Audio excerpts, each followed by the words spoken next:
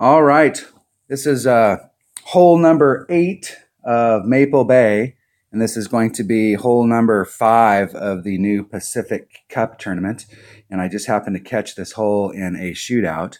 So this is the first time I've played this hole since it was in the, let me go to my notes here, since this was in the Winter Major. And in the Winter Major, this is the 2018 Winter Major, and I'm not sure what happened last winter. I think just sometimes during holiday weeks, I don't have a lot of time to play. So I shot a walkthrough, but I didn't have any other holes posted other than those.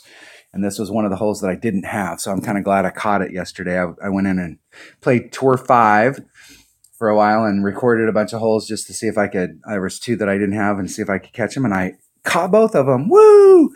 All right. So coming down into this hole, it's definitely downhill. I went back and pulled up my winter major notes, my 2018 winter major notes, and I had on my notes, and it's not a lot. I'm not sure whether we're hitting this in our wood or our long iron, and it'll depend on the wind, on how we're moving the wind out, but it is way downhill, and I had a 30% wind adjustment on there, so I'm not sure on that wind adjustment how accurate it is, but we're definitely way downhill. When you're playing this in one-on-one, your red line's right there. So depending on which way we get wind in the tournament, here on this hole, I had a 7.5 headwind. So I'm going to want to be in my wood so that I'm in front of that red line so I can adjust the wind out. During the tournament, we're going to be able to, once we establish what the wind is here, that'll help us on what kind of ball we're going to bring and what club we're going to bring here. If we're in our long iron range, you've got lots of choices. Saturn, backbone. If you've got a grizzly, if you have a level 6 grizzly, your level 6 grizzly now has better stats than your level 10 backbone. So once you get your grizzly to level 6, your backbone is pretty much is going to be, for the most part, out of the picture. And if you get that grizzly up higher than level 6, then it's definitely the club. At level 6, I think it's got 96 accuracy and 3.8 ball guide, so it's a little bit better than the backbone when it's maxed. But once you get that grizzly to level 7, it gets 100% accuracy, and I think the ball guide goes to like 4.4 or 4.1. So that's totally awesome. So let's see how bad I messed this hole up. So my opponent's coming here. You can see where their red line's at for the sniper and the grizzly. So they're right in between there with the marlin ball. They're choosing to use their sniper, trying to be in front of the red line so they can adjust the wind out.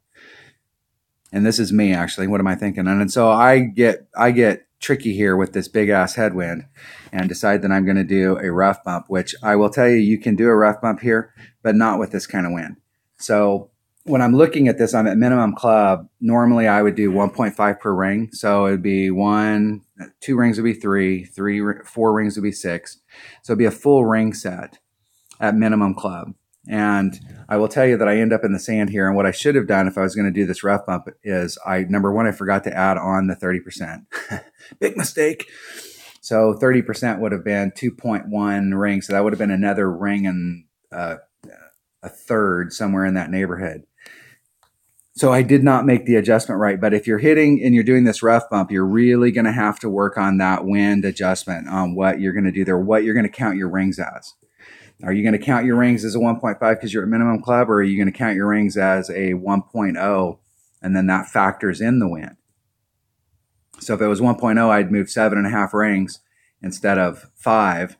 And where you see where I hit, that extra 2.5 rings probably would have put me right back on the rough. So there's definitely a wind adjustment that we have to make here. And you can either do it where you add on, or you can just work it in your rings. So you can either count your rings as I'm hitting at minimum club, but I'm hitting a max number. So I hit it perfect. And then you can see where I hit in the sand right here and where I was setting up. I'm quite a bit in the sand. So that's got to be at least 2.5 rings. And so that's why I'm saying there's a really big wind adjustment if you want to do that rough bump here. I think most people on this hole are going to hit from the top and then run the ball down. They're going to hit from up here because in the tournament, we're going to be able to bring the absolute best club and the absolute best ball so that where our red line's at and we'll be able to know what the wind is so that we can adjust our ball and club for the wind that we have. But I think most people are going to come at this with a long iron from the top of the hill and then coming down to it. But there is a rough bump here. And I think, the rough bump, if the wind is blowing right and we can really dial in that number, the rough bump is probably the best way to get a hole-in-one here. But it's going to be a very precise wind adjustment. So if you don't use the wind ring method, where you're adjusting out with the rings so that you can really dial it in, number one, I would tell you to start.